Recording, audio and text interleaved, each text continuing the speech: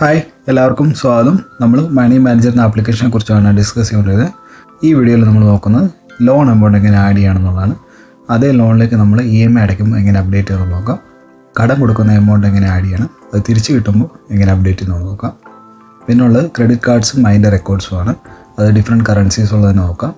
So first വീഡിയോസൊക്കെ കണ്ടു കഴിഞ്ഞാൽ നമുക്കൊരു കണ്ടിന്യൂഷൻ കിട്ടും. ഞാനതൊരു പ്ലേലിസ്റ്റായിട്ട് ക്രിയേറ്റ് ചെയ്തിട്ടുണ്ട്. ഇവിടെ ഐ ബട്ടണിൽ കൊടുത്തേക്കാം. ഞാൻ ഈ ആപ്ലിക്കേഷൻ യൂസ് ചെയ്തൊരു യൂസർ എക്സ്പീരിയൻസ് ആണ് ഇവിടെ ഷെയർ ചെയ്യുന്നത്. ഇതൊരു എഡ്യൂക്കേഷണൽ പർപ്പസിന് വേണ്ടി മാത്രമാണ്. നമുക്ക് നേരെ വീഡിയോയിലേക്ക് പോകാം. നെക്സ്റ്റ് നമ്മൾ നോക്കുന്നത് ലോൺ അക്കൗണ്ട് ഡീറ്റെയിൽസ് എങ്ങനെ ആഡ് ചെയ്യുന്നുള്ളതാണ്. നമ്മൾ ഫസ്റ്റ് വീഡിയോയിൽ ലോൺ എന്നുള്ള അക്കൗണ്ട് ഗ്രൂപ്പിൽ ഐനർ ഹൗസ് ലോൺ എന്നുള്ള അക്കൗണ്ട് ആഡ് ചെയ്തിട്ടുണ്ട്. ഇതിലിപ്പോൾ 0 ആണ്, അതുപോലെ ലയബിലിറ്റിയും 0 ആണ്. നമുക്ക് ഒരു ലോൺ ഇഷ്യൂ ആകുമ്പം അത് എങ്ങനെ നമുക്ക് എൻട്രി ചെയ്യാന്നുള്ളത് നോക്കാം. അതിനുവേണ്ടി ഒരു എക്സാമ്പിളായിട്ട് ഐനർ ഹൗസ് ലോൺ എന്നുള്ള ജസ്റ്റ് സെലക്ട് ചെയ്യുക. ഇതിൽ പ്ലസ് എന്നുള്ള ഐക്കൺ സെലക്ട് ചെയ്യുക. ഇതിൽ ട്രാൻസ്ഫർ എന്നുള്ള ഓപ്ഷൻ സെലക്ട് ചെയ്യുക. നമ്മൾ ഐനർ ഹൗസ് ലോൺ എന്നുള്ളത് ഇന്ത്യൻ റുപ്പിയിലാണ് നമ്മൾ ക്രിയേറ്റ് ചെയ്തത്. അതുകൊണ്ട് ബാങ്ക് അക്കൗണ്ട്സ് എന്നുള്ളത് എടുത്തിട്ട് INR അക്കൗണ്ട് എന്നുള്ളത് സെലക്ട് ചെയ്യുക. അത് ഇന്ത്യൻ റുപ്പിയാണ്. ഇനി നിങ്ങൾക്ക് എത്രയാണ് ലോൺ ഇഷ്യൂ ആണ് ആ എമൗണ്ട് ഇവിടെ എൻട്രി ചെയ്യാം. എക്സാമ്പിളായിട്ട് എമൗണ്ട് ഇവിടെ എൻട്രി ചെയ്തിട്ടുണ്ട്. അതുപോലെ നോട്ട് ഡിസ്ക്രിപ്ഷൻ ആഡ് ചെയ്യാം. ഞാനിവിടെ സേവ് ചെയ്യാണ്. ഇതിപ്പം INR ഹൗസ് ലോൺ എന്നുള്ള അക്കൗണ്ടിൻ്റെ സ്റ്റേറ്റ്മെൻറ്റാണ്. 19th 25 lakhs ഇവിടുന്ന് ഡെബിറ്റ് ആയിട്ടുണ്ട്. ബാലൻസ് -25 lakhs എന്നാണ് കാണിക്കുന്നത്. വീണ്ടും നമ്മൾ അക്കൗണ്ട്സ് എന്നുള്ള ടാബ് സെലക്ട് ചെയ്ത് നമ്മുടെ ടോട്ടൽ അസറ്റിൽ അത് ആഡ് ആയിട്ടുണ്ട്. അതുപോലെ ലയബിലിറ്റിയിലും വന്നിട്ടുണ്ട്. അതിൻ്റെ രണ്ടിനും നെറ്റ് ബാലൻസുമാണ് ടോട്ടൽ കാണിക്കുന്നത്. അതിന് നമ്മൾ INR അക്കൗണ്ട് എന്നുള്ള ബാങ്ക് അക്കൗണ്ട് എടുത്തു കഴിഞ്ഞാൽ അതിൽ 19th 25 lakhs ക്രെഡിറ്റ് ആയിട്ടുണ്ട്. ഇങ്ങനെയാണ് നമ്മൾ ലോൺ അക്കൗണ്ട് ഡീറ്റെയിൽസ് നമ്മൾ ഇതിനകത്ത് കൊടുക്കുന്നത്. ഇനി നിങ്ങൾക്കിത് ലയബിലിറ്റി ഇത് കാണിക്കണ്ടെങ്കിൽ ജസ്റ്റ് INR ഹൗസ് ലോൺ എന്നുള്ള ജസ്റ്റ് എടുക്കുക. ഇതിലെ പെൻസിൽ എന്നുള്ള ഓപ്ഷൻ എടുക്കുക. ഇതിൽ ഇൻക്ലൂഡ് ഇൻ ടോട്ടൽ എന്നുള്ളത് ഡിസേബിൾ കഴിഞ്ഞാൽ വീണ്ടും നമ്മൾ അക്കൗണ്ട്സ് ടാബ് എടുത്തു കഴിഞ്ഞാൽ അസറ്റിനകത്ത് വാല്യൂ ഫുൾ കാണിക്കും, ലയബിലിറ്റിക്കകത്ത് 0 ആണ്. ബട്ട് ലോൺ എന്നുള്ള അക്കൗണ്ട് ഗ്രൂപ്പിനകത്ത് INR ഹൗസ് ലോൺ എന്നുള്ള അതിൽ -25 lakhs എന്നുള്ള കാണിക്കും. ഇതാണ് ലോൺ ഇഷ്യൂ ആകുന്ന ഒരു ഇത് കാണിക്കുന്നത്. ഇനി അതല്ല, നിങ്ങൾക്ക് ലോൺ ഓൾറെഡി ഉണ്ട്, നിങ്ങൾക്ക് ഇനിയും ഔട്ട്സ്റ്റാൻഡിങ് ബാലൻസ് എമൗണ്ട് മാത്രം എൻട്രി ചെയ്യണമെന്നുണ്ടെങ്കിൽ അതിൻ്റെ ഒരു ഓപ്ഷൻ ഉണ്ട്. അതിന് ഞാനിത് ഇപ്പോൾ എൻട്രി ചെയ്ത് ഡിലീറ്റ് ചെയ്യുകയാണ്. വീണ്ടും INR ഹൗസ് ലോൺ എന്നുള്ള ജസ്റ്റ് സെലക്ട് ചെയ്യുക. ഇതിൽ പെൻസിലിൻ്റെ ഓപ്ഷൻ എടുക്കുക. ഇതിൽ നിങ്ങൾക്ക് എത്ര ആവണം ഇപ്പം ഔട്ട്സ്റ്റാൻഡിങ് ബാലൻസ് ലോൺ എമൗണ്ട് ഉള്ളത് ആ എമൗണ്ട് ഇവിടെ എൻട്രി ചെയ്യണം. ഇപ്പം ഞാനൊരു 15 lakhs ആണ് നിങ്ങൾക്ക് ഇനി ബാലൻസ് ഉള്ളതെന്ന് വിചാരിക്കുക. ആ എമൗണ്ട് ഇവിടെ നമുക്ക് എൻട്രി ചെയ്യാം. അതിവിടെ എൻട്രി ചെയ്യുമ്പോൾ നമ്മളൊരു കാര്യം ശ്രദ്ധിക്കണം. നമുക്കിവിടെ ലയബിലിറ്റി ആയതുകൊണ്ട് ഇവിടെ നെഗറ്റീവ് സിമ്പിൾ ആദ്യം ഇടണം. എന്നിട്ട് നമുക്ക് എമൗണ്ട് ഇവിടെ എൻട്രി ചെയ്യാം. ഇവിടെ ഇപ്പോൾ എമൗണ്ട് എൻട്രി ആയിട്ടുണ്ട്. ഇപ്പോൾ 15 lakhs ആണ്, ലയബിലിറ്റി ആയതുകൊണ്ട് നെഗറ്റീവ്. ഇനി ഡൺ എന്നുള്ള ഓപ്ഷൻ കൊടുത്ത് സേവ് എന്നുള്ള ഓപ്ഷൻ കൊടുത്തു കഴിഞ്ഞാൽ ഇത് ഇൻകം ആണോ എക്സ്പെൻസ് ആണോ എങ്കിൽ നോ എന്നുള്ള ഓപ്ഷൻ കൊടുക്കുക. വീണ്ടും നമ്മൾ അക്കൗണ്ട്സ് എന്നുള്ള ടാബിനകത്ത് എടുത്തു കഴിഞ്ഞാൽ INR ഹൗസ് ലോണിനകത്ത് പുതിയതായിട്ട് നമ്മൾ എൻട്രി ചെയ്ത 15 lakhs ലോൺ കാണിക്കുന്നുണ്ട്. അതിൻ്റെ ഇക്വലൻ്റ് ആയിട്ടുള്ള എമൗണ്ട് ലയബിലിറ്റി ആയിട്ട് കാണിക്കുന്നുണ്ട്. നെക്സ്റ്റ് നമുക്ക് ലോണിലേക്ക് EMI നമുക്ക് അടയ്ക്കുന്നത് എങ്ങനെയാണെന്നുള്ളത് നോക്കാം. അതിന് ലോണിലെ കറൻസി നോക്കുക. ഇതിപ്പോൾ ഇന്ത്യൻ റുപ്പിയാണ്. അതുപോലെ ഏത് അക്കൗണ്ടിൽ നിന്നാണ് നിങ്ങൾക്ക് EMI കട്ടാകുന്നത് ആ അക്കൗണ്ട് എടുക്കുക. ഞാനിവിടെ ഒരു എക്സാമ്പിളായിട്ട് INR അക്കൗണ്ട് എന്നുള്ളത് സെലക്ട് ചെയ്യാണ്. ഇതിൽ പ്ലസ് എന്നുള്ള ഐക്കൺ സെലക്ട് ചെയ്യുക. ഇതിൽ ട്രാൻസ്ഫർ എന്നുള്ള ഓപ്ഷൻ എടുക്കുക. ഇതിൽ നമ്മൾ ലോൺ എന്നുള്ള അക്കൗണ്ട് ഗ്രൂപ്പാണ്. ലോൺ എന്നുള്ള സെലക്ട് ചെയ്ത് നമ്മളിവിടെ INR ഹൗസ് ലോൺ എന്നുള്ള സെലക്ട് ചെയ്യുക. ഇതിൽ നിങ്ങളുടെ ലോണിൻ്റെ സ്റ്റേറ്റ്മെൻറ്റ് നോക്കുക. നിങ്ങളുടെ EMIക്കകത്ത് എത്രയാണോ ഈ പ്രിൻസിപ്പൾ പോകുന്നത്, എത്രയാണോ ഇൻട്രസ്റ്റ് എന്നുള്ളത് നോക്കുക. ഞാനിവിടെ ഒരു എക്സാമ്പിളായിട്ട് എനിക്ക് EMI 13,000 ആണെങ്കിൽ അതിലെ ഇൻട്രസ്റ്റും പ്രിൻസിപ്പളും എന്നുള്ളത് ഞാനിപ്പോൾ കാണിച്ചു തരാം. ഇവിടെ എമൗണ്ട് എൻട്രി ചെയ്യാണ്. ഇതിൽ EMIയിൽ 7,000 രൂപ എനിക്ക് പ്രിൻസിപ്പളിലേക്ക് പോകും, 6,000 രൂപ എനിക്ക് ഇൻട്രസ്റ്റ് ആണ്. അപ്പോൾ ഇൻട്രസ്റ്റ് കൂടെ നമുക്ക് ഇതിൽ ആഡ് ചെയ്യണമെന്നുണ്ടെങ്കിൽ ഫീസ് എന്നുള്ള ഓപ്ഷൻ സെലക്ട് ചെയ്യുക. ഇത് ഫീസ് എന്നുള്ള ഓപ്ഷൻ സെലക്ട് ചെയ്യുമ്പോൾ ഇതിൽ ഡീഫോൾട്ട് കറൻസി ആയിട്ടുള്ള ദൃഹത്തിലായിരിക്കും പോകുന്നത്. അത് നമ്മൾ ഇന്ത്യൻ റുപ്പി എന്നുള്ള സെലക്ട് ചെയ്യുക, അത് മറക്കരുത്. ഇനി നിങ്ങൾക്ക് എത്ര ആവണോ ഇൻട്രസ്റ്റ് എടുക്കുന്നത് ആ ഇൻട്രസ്റ്റ് ഇവിടെ എൻട്രി ചെയ്യുക. ഞാനിവിടെ ഒരു എമൗണ്ട് എൻട്രി ചെയ്യാണ്. സേവ് എന്നുള്ള ഓപ്ഷൻ കൊടുക്കുക. ഇതിലിപ്പം 20 ഡിസംബറിൽ 13,000 എൻ്റെ ടോട്ടൽ EMI പോയിട്ടുണ്ട്. അതിൽ 7,000 എനിക്ക് ട്രാൻസ്ഫർ എന്നുള്ള ഓപ്ഷനാണ് കാണിച്ചിരിക്കുന്നത്. അതിൽ ഇതിപ്പോൾ ഗിഫ്റ്റ് എന്നാണ് ഇത് കാറ്ററിംഗ് ആണെങ്കിൽ അത് നമുക്ക് റീനെയിം ചെയ്യാം, മാറ്റാം. അതിന് വേണ്ടി ജസ്റ്റ് ഇവിടെ നിന്ന് ക്ലിക്ക് ചെയ്യുക. ഇതിൽ കാറ്ററി എന്നുള്ള ഗിഫ്റ്റ് എന്നുള്ള ഇവിടെ സെലക്ട് ചെയ്യുക. ഇതിൽ പെൻസിലിൻ്റെ ഒരു ഐക്കണുണ്ട്, അത് സെലക്ട് ചെയ്യുക. ഇതിൽ നമ്മൾ ഒരു കാറ്ററി ഇവിടെ ആഡ് ചെയ്യണം. അതിനുവേണ്ടി പ്ലസ് എന്നുള്ള ഓപ്ഷൻ എടുക്കുക. കാറ്ററി പേര് കൊടുക്കുക. ഇവിടെ ഒരു പേര് കൊടുത്തിട്ടുണ്ട്. ഇനി സേവ് എന്നുള്ള ഓപ്ഷൻ കൊടുക്കുക. ഇതിൽ ഇനിയിപ്പോൾ നമ്മൾ ബാക്കിലോട്ട് പോവുക. വീണ്ടും ഈ കാറ്ററി എന്നുള്ള മെയിൻ ഇതിനകത്ത് നമ്മളിപ്പോൾ ആഡ് ചെയ്ത ബാങ്ക് ലോൺ ഇൻട്രസ്റ്റ് എന്നുള്ള സെലക്ട് ചെയ്യുക. ഇതിപ്പോൾ അത് ആഡായിട്ടുണ്ട്. ഇനി സേവ് എന്നുള്ള ഓപ്ഷൻ കൊടുക്കുക.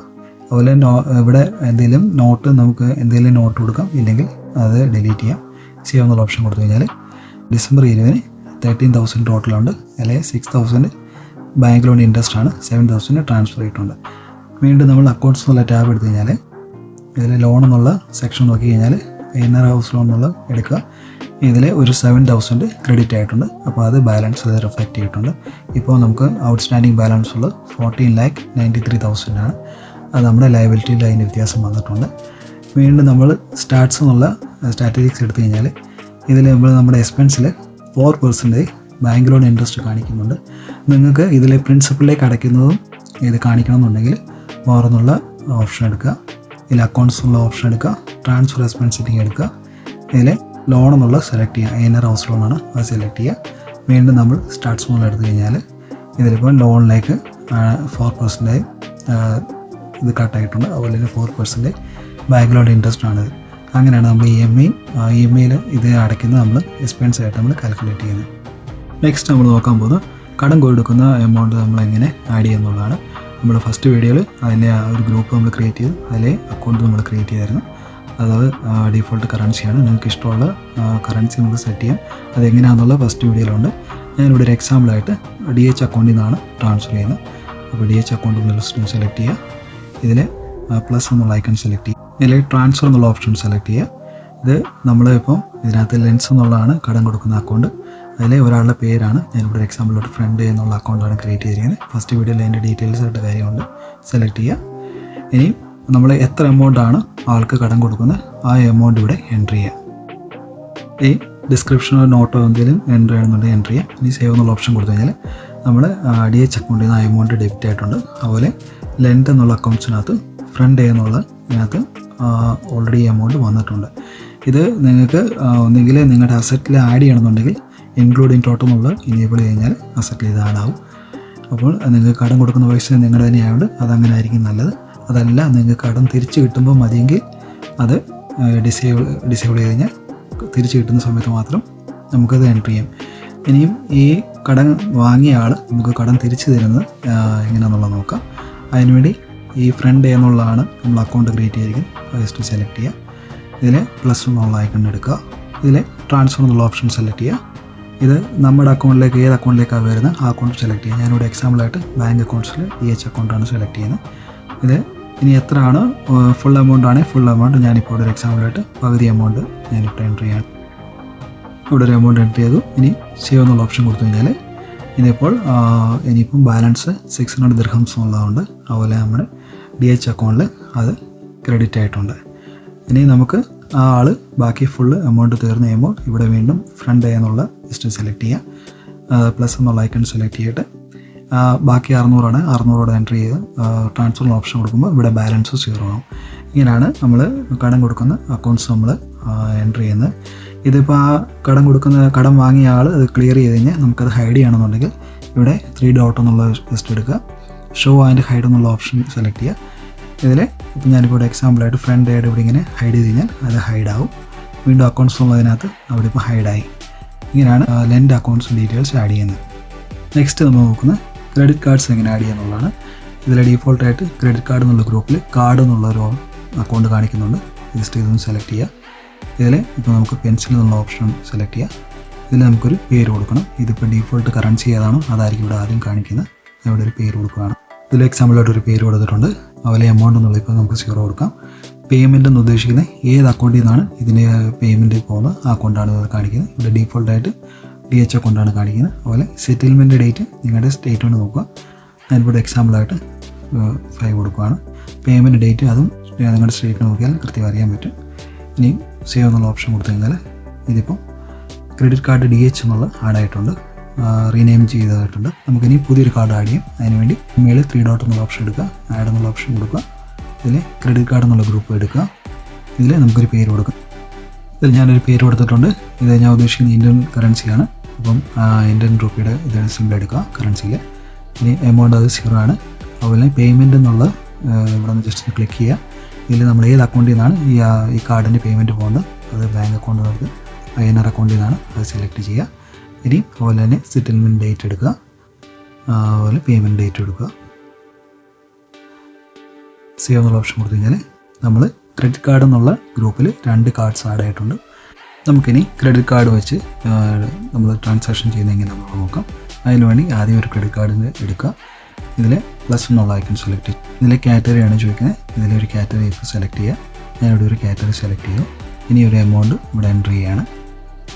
നോട്ടോ ഡിസ്ക്രിപ്ഷൻ വേണേൽ കൊടുക്കാം. ഇനി സേവ് എന്നുള്ള ഓപ്ഷൻ കൊടുത്തു കഴിഞ്ഞാൽ 600 ദിർഹംസ് ഇതിനകത്തുനിന്ന് ഇത് ഡെബിറ്റ് ആയിട്ടുണ്ട്. വീണ്ടും നമ്മൾ സ്റ്റാറ്റ്സ് എന്നുള്ള സ്റ്റാറ്റസ് എടുത്തു കഴിഞ്ഞാൽ പുതിയൊരു എക്സ്പെൻസ് ഇവിടെ ആഡ് ആയിട്ടുണ്ട്. എഡ്യൂക്കേഷൻ എന്നുള്ള 8% ഓവറോൾ എക്സ്പെൻസ് കാണിക്കുന്നുണ്ട്. നമുക്കിനി വീണ്ടും ക്രെഡിറ്റ് കാർഡ് INR എന്നുള്ള കാർഡ് നമുക്ക് എങ്ങനെയാണെന്നുള്ളത് നോക്കാം. അതിനുവേണ്ടി അത് സെലക്ട് ചെയ്യാം. ഇതിൽ പ്ലസ് എന്നുള്ള ഐക്കൺ സെലക്ട് ചെയ്യാം. ഇതിലെ കാറ്റഗറി എടുക്കുക. ഞാനിവിടെ ഒരു കാറ്റഗറി എടുത്തു. ഇനി നമുക്ക് ഒരു എമൗണ്ട് എൻ്റർ ചെയ്യാം. സേവ് എന്നുള്ള ഓപ്ഷൻ കൊടുത്തു കഴിഞ്ഞാൽ വീണ്ടും നമ്മുടെ അക്കൗണ്ട്സ് ഉള്ള ടാബ് എടുത്തു കഴിഞ്ഞാൽ ക്രെഡിറ്റ് കാർഡ് INR ഒരു 5,000 കൂടെ ആഡ് ആയിട്ടുണ്ട്. അതിൽ ടോട്ടലാണ് ഔട്ട്സ്റ്റാൻഡിങ് ബാലൻസ് എന്നുള്ള ഡീഫോൾട്ട് കറൻസി കാണിക്കുന്നത്. ഇതിൽ നിങ്ങളുടെ സെറ്റിൽമെൻറ്റ് ഡേറ്റ് നോക്കുക. അതിൽ പേയ്മെൻറ്റ് ഡേറ്റിൽ ഈ ബാലൻസ് പേയ്ബിൾ എന്നുള്ളത് അതിനകത്തോട്ട് നിങ്ങൾ എത്രയാണ് ഇവിടെ യൂസ് ചെയ്ത് അത് ഇവിടെ ലെഫ്റ്റിൽ ബാലൻസ് പേയ്ബിൾ എന്നുള്ളതിനകത്ത് കാണിക്കും. ഇനി ജസ്റ്റ് ഞാനിപ്പോൾ എക്സാമ്പിളായിട്ട് അത് സെലക്ട് ചെയ്ത് കഴിഞ്ഞാൽ ഇതിൽ നിങ്ങൾ പേയ്മെൻറ്റ് ഡേറ്റ് എന്നാണോ സെറ്റ് ചെയ്ത് ആ ഡേറ്റിൽ പേ എന്നുള്ള ഓപ്ഷൻ ക്ലിക്ക് ചെയ്ത് ഇവിടെ എമൗണ്ട് എന്നുള്ളിടത്ത് എത്ര എമൗണ്ട് യൂസ് ചെയ്ത് അത് കാണിക്കും. സേവ് എന്നുള്ള ഓപ്ഷൻ കൊടുത്തു കഴിഞ്ഞാൽ വീണ്ടും ഇവിടെ 0 ആകും. ഇങ്ങനെയാണ് ഇതിൻ്റെ പേയ്മെൻറ്റ് ചെയ്യുന്നത്. അതൊക്കെ നമ്മുടെ ഏത് അക്കൗണ്ടിൽ നിന്നാണ് ലിങ്ക് ചെയ്തിരിക്കുന്നത് ആ അക്കൗണ്ടിൽ നിന്ന് അത്രയും എമൗണ്ട് ഡെബിറ്റ് ആവും. നമ്മൾ വീണ്ടും സ്റ്റാറ്റ്സ് എന്നുള്ള എടുത്തു കഴിഞ്ഞാൽ ഇപ്പം നമ്മൾ ആഡ് ചെയ്ത എഡ്യൂക്കേഷൻ എന്നുള്ളത് ഒരു കാറ്റഗറി, അതുപോലെ തന്നെ ഹൗസ് ഹോൾഡ് എന്നുള്ള ഒരു കാറ്റഗറി ഇവിടെ നമ്മുടെ എക്സ്പെൻസിൽ ആഡ് ആയിട്ടുണ്ട്. ഇങ്ങനെയാണ് ക്രെഡിറ്റ് കാർഡ്സിൻ്റെ ഡീറ്റെയിൽസ് നമ്മൾ എൻ്റർ ചെയ്യുന്നത്. നെക്സ്റ്റ് പാർട്ടിൽ നമ്മൾ നോക്കുന്നത് money transfer or money remittance എങ്ങനെ ചെയ്യുന്നതാണ്. അത് നമ്മൾ അയക്കുന്ന കറൻസി റേറ്റ് തന്നെ നമുക്ക് ഇതിനകത്ത് അപ്ഡേറ്റ് ചെയ്യാൻ പറ്റും. പിന്നുള്ളത് നമുക്ക് ബഡ്ജറ്റ് സെറ്റ് ചെയ്യുന്നത് നോക്കണം. നെക്സ്റ്റ് നമ്മൾ നോക്കുന്നത് ഈ ആപ്ലിക്കേഷനകത്ത് റിപ്പീറ്റ് ഓർ ഇൻസ്റ്റാൾമെൻറ്റ്സ് എന്ന് പറഞ്ഞൊരു ഓപ്ഷനുണ്ട്. നമുക്ക് അതിനെക്കുറിച്ച് ഡീറ്റെയിൽ ആയിട്ട് നോക്കാം. സോ വീഡിയോ ഇഷ്ടപ്പെട്ടാൽ ലൈക്ക് ചെയ്യുക, ചാനൽ സപ്പോർട്ട് ചെയ്യുക, നിങ്ങളുടെ അഭിപ്രായങ്ങളും നിർദ്ദേശങ്ങളും അറിയിക്കുക, സബ്സ്ക്രൈബ് ചെയ്യുക. Thanks for watching.